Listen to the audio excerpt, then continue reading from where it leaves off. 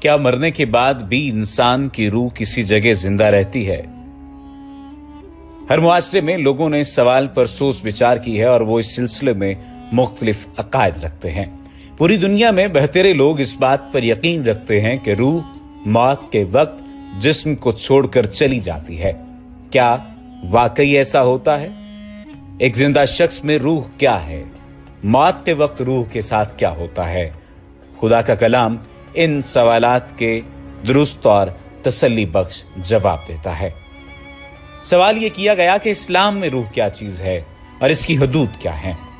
الحمدللہ اللہ تعالیٰ ہر چیز کو پیدا کرنے والا ہے اور روح بھی مخلوقات کی طرح ایک مخلوق ہے۔ اس حقیقت وغیرہ کا علم تو اللہ تعالیٰ کی خصوصیت ہے، جس طرح کہ حدیث میں وارد ہے کہ عبداللہ بن مسعود رضی اللہ تعالیٰ عنہ بیان کرتے ہیں کہ میں ایک دن نبی کریم صلی اللہ علیہ وآلہ وسلم کے ساتھ ایک کھیتی میں تھا اور نبی کریم صلی اللہ علیہ وآلہ وسلم کھجور کی چھڑی پر سہارا لیے ہوئے تھے کہ اچانک وہاں سے کچھ یہودیوں کا گزر ہوا، تو وہ ایک دوسرے کو کہنے لگے کہ ان سے روح کے بارے میں سوال کرو۔ تو وہ کہنے لگا کہ تمہاری کیا رائے ہے کہ اس کے پاس چلیں؟ تو ایک نے کہا نہیں، وہ کوئی ایسی بات نہ کہہ دے جسے تم ناپسند کرتے ہو۔ وہ کہنے لگا کہ اس سے پوچھو۔ تو انہوں نے نبی کریم صلی اللہ علیہ وآلہ وسلم سے روح کے بارے میں سوال کیا، تو نبی کریم صلی اللہ علیہ وآلہ وسلم نے خاموشی اختیار کی اور جواب نہیں دیا۔ تو مجھے یہ علم ہو گیا کہ آپ پر وحی کا نزول ہو رہا ہے، تو میں اپنی جگہ پر کھڑا ہو گیا۔ تو جب وحی کا نزول ہو چکا تو نبی کریم صلی اللہ علیہ وآلہ وسلم نے فرمایا، اور وہ آپ سے روح کے بارے میں سوال کرتے ہیں، آپ کہہ دیں کہ روح میرے رب کا حکم ہے اور تمہیں تو بہت ہی کم علم دیا گیا ہے۔ یہ صحیح بخاری کی حدیث ہے جس کا ترجمہ بیان کیا گیا۔ اور اللہ تعالیٰ اور نبی کریم صلی اللہ علیہ وآلہ وسلم نے کتاب و سنت میں روح کے کئی ایک اوصاف بیان کیے ہیں، جن میں سے چند ایک یہ ہیں۔ وہ قبض اور فوت ہوتی ہے اور اسے جکڑا اور کفن میں لپیٹا جاتا ہے۔ وہ آتی اور جاتی ہے، اوپر چڑھتی اور نیچے اترتی ہے، اور وہ اس طرح نکل جاتی ہے جس طرح کے آٹے سے بال نکلتا ہے۔ تو انسان پر یہ واجب اور ضروری ہے کہ وہ ان صفات کو جو کہ قرآن مجید اور سنت نبویہ میں وارد ہیں ثابت کرے، اس کے ساتھ ساتھ کہ روح بدن کی طرح نہیں ہے۔ جیسا کہ قرآن مجید میں ہے کہ اللہ تعالیٰ نے آدم علیہ السلام کو پیدا فرمایا اور اس میں روح پھونکی، اور اس طرح نبی کریم صلی اللہ علیہ وآلہ وسلم نے حدیث میں بھی اس کا ذکر کیا ہے۔ اللہ تعالیٰ نے جب آدم علیہ السلام کو پیدا فرمایا اور ان میں روح پھونکی تو آدم علیہ السلام نے چھینک ماری اور الحمدللہ کہا۔ تو انہوں نے اللہ تعالیٰ کی اجازت سے ہی اللہ تعالیٰ کی تعریف کی۔ تو آدم علیہ السلام کو ان کے رب نے کہا، اے آدم، اللہ تعالیٰ تجھ پر رحم کرے، ان فرشتوں کے پاس جاؤ جو بیٹھے ہوئے ہیں، انہیں جا کر السلام علیکم کہو۔ تو انہوں نے جواب میں وعلیکم السلام ورحمۃ اللہ کہا۔ پھر آدم علیہ السلام اپنے رب کے پاس واپس آئے تو اللہ تعالیٰ نے کہا کہ یہ تیرا سلام ہے، اور ان کا بھی آپس میں یہی سلام ہے۔ اللہ تعالیٰ فرشتے کو مادر رحم میں پائے جانے والے بچے میں روح پھونکنے کے لیے بھیجتا ہے، جیسا کہ مندرجہ ذیل حدیث جو بھی ذکر کی جا رہی ہے کہ عبداللہ بن مسعود رضی اللہ تعالیٰ عنہ بیان کرتے ہیں کہ نبی کریم صلی اللہ علیہ وآلہ وسلم نے بیان کیا، اور وہ صادق و مصدوق ہیں کہ تم میں سے ہر ایک اپنی ماں کے پیٹ میں 40 یوم تک جمع کیا جاتا ہے، اور پھر اسی طرح 40 یوم میں خون کا لوتھڑا، اور پھر اسی طرح 40 یوم میں گوشت کا ٹکڑا، پھر فرشتہ بھیجا جاتا ہے تو وہ اس میں روح پھونکتا ہے، اور اسے 4 چیزوں کا حکم دیا جاتا ہے، اس کے رزق اور موت اور اسے عمل اور شقی یا سعید کے بارے میں۔ اور روح نیچے پاؤں کی انگلیوں سے اوپر کی جانب قبض کی جاتی ہے، تو جب وہ حلق تک پہنچتی ہے تو مرنے والے شخص کا غرغرہ شروع ہو جاتا ہے اور اس کی آنکھیں اوپر کو اٹھ جاتی ہیں۔ ام سلمہ رضی اللہ تعالیٰ عنہ بیان کرتی ہیں کہ نبی کریم صلی اللہ علیہ وآلہ وسلم ابو سلمہ کے پاس آئے تو ان کی آنکھیں پھٹ چکی تھیں، تو نبی کریم صلی اللہ علیہ وآلہ وسلم نے انہیں بند کیا اور پھر فرمانے لگے، بلا شبہ جب روح قبض کی جاتی ہے تو آنکھ اس کا پیچھا کرتی ہے، اور فرشتے روح سے ملتے جلتے ہیں، جیسا کہ نبی صلی اللہ علیہ وآلہ وسلم کا فرمان ہے۔ فرشتے تم سے پہلے لوگوں میں سے ایک آدمی کی روح سے ملے تو اسے کہنے لگے، کیا تم نے کوئی اچھا کام کیا ہے؟ تو اس نے جواب دیا کہ میں اپنے ملازموں سے کہا کرتا تھا کہ تنگ دستوں سے درگزر کرو، تو نبی کریم صلی اللہ علیہ وآلہ وسلم نے فرمایا کہ انہوں نے اس سے درگزر فرمایا۔ صحیح بخاری کی حدیث نمبر 1935 है।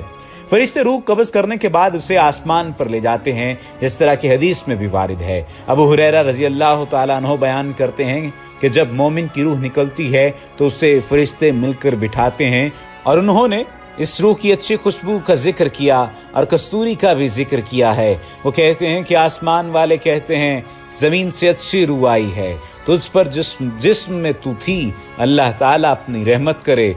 और वो उसे लेकर अल्लाह ताला के पास जाते हैं। फिर वो कहता है कि इसे सिदरतुल मुंतहा तक ले जाओ। वो कहते हैं कि जब काफिर की रूह निकलती है और उन्होंने उसकी गंदगी और बू का जिक्र किया और लानत का भी, और अहले आसमान कहते हैं कि जमीन से खबीस रूह आई है। वो कहते हैं कि कहा जाता है कि इसे सजीन की तरफ ले जाओ, जो कि कुफ्फार की रूहों की जगह है। अबू हुरैरा रजी अल्लाह तआला अन्हु कहते हैं कि नबी करीम सल्लल्लाहु अलैहि वसल्लम ने अपने नाक पर रखा हुआ रुमाल हटाया।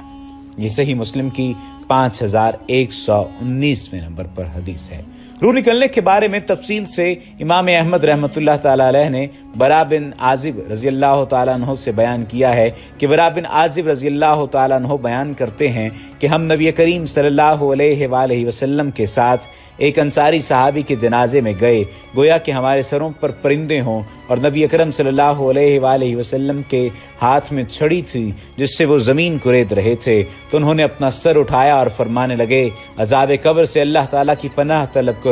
और ये बात नबी करीम सल्लल्लाहु अलैहि वसल्लम ने 2 या 3 मरतबा दोहराई। फिर फरमाने लगे, जब मोमिन बंदा इस दुनिया से आखिरत की तरफ जा रहा होता है तो आसमान से सफेद चेहरों वाले फरिश्ते उसके पास आते हैं, गोया कि उनके चेहरे सूरज हों।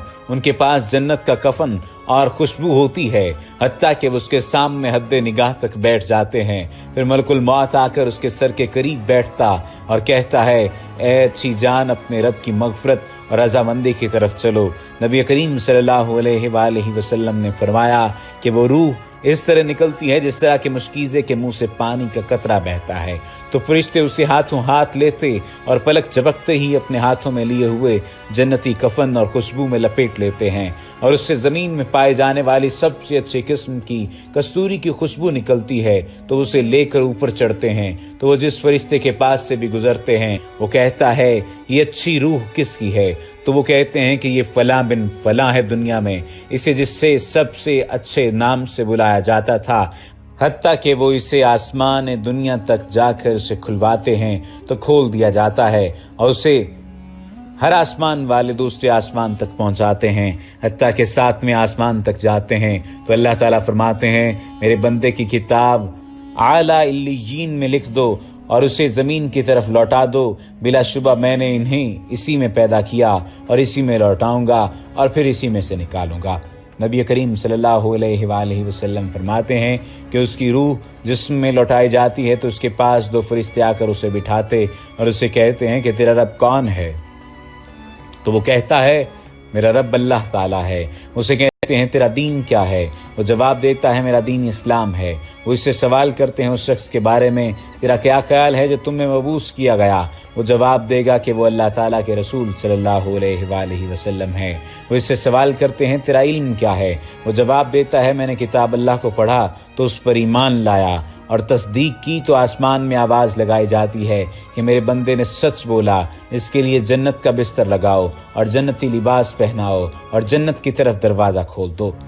नबी करीम सल्लल्लाहु अलैहि वसल्लम ने फरमाया, उसमें से जन्नत की हवाएं और खुशबू आती है और हद्दे निगाह तक उसकी कब्र वसी हो जाएगी। और फरमाया कि उसके पास खूबसूरत वजी शक्ल और खूबसूरत लिबास और अच्छी खुशबू में एक शख्स आकर कहता है, खुश हो जाओ, यही वो दिन है जिसका तेरे साथ वादा किया जाता है। तो उसे कहेगा, तू कौन है? तेरे चेहरे से जाहिर हो रहा है तो कि तू खैर लाने वाला है। वो जवाब देगा, मैं तेरे अमाल सालिहा हूँ। वो शख्स कहेगा, ए रब्बे कयामत कायम कर दे, हत्ता कि मैं अपने घर और माल में चला जाऊँ।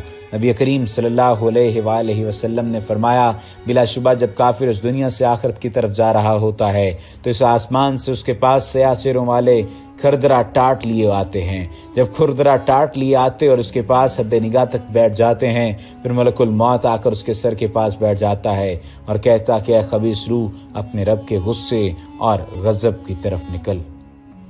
नबी करीम सल्लल्लाहु अलैहि वसल्लम ने फरमाया, तो वो रूह पूरे जिस्म में फैल जाती है तो उसे जिस्म से इस तरह खींचा जाता है जिस तरह की भीगी हुई रूह से सलाख खींची जाती है, तो उसे पकड़कर पलक झपकते ही उस खुरदरे टाट में रख देते हैं और उससे ज़मीन पर पाए जाने वाले गंदे तरीन मुर्दार की तरह बदबू आती है। तो उसे लेकर ऊपर चढ़ते हैं। वो फरिश्तों में से जिसके पास से भी गुजरते हैं वो कहता है कि ये किसकी गंदी रूह है, तो वो कहते हैं ये फलां बिन फलां, इस नाम के साथ जो ज़मीन में कभी तरीन नाम उसे दिया जाता था, हत्ता कि वो आसमान दुनिया तक पहुँचते और उसे खुलवाते हैं लेकिन नहीं खोला जाता। फिर नबी करीम सल्लल्लाहु अलैहि वसल्लम ने अल्लाह ताला का ये फरमान पढ़ा, उनके लिए आसमान के दरवाजे नहीं खोले जाएंगे और इस वक्त तक जन्नत में भी दाखिल नहीं हो सकते हत्ता कि सुई के नक्के में ऊंट दाखिल हो जाए।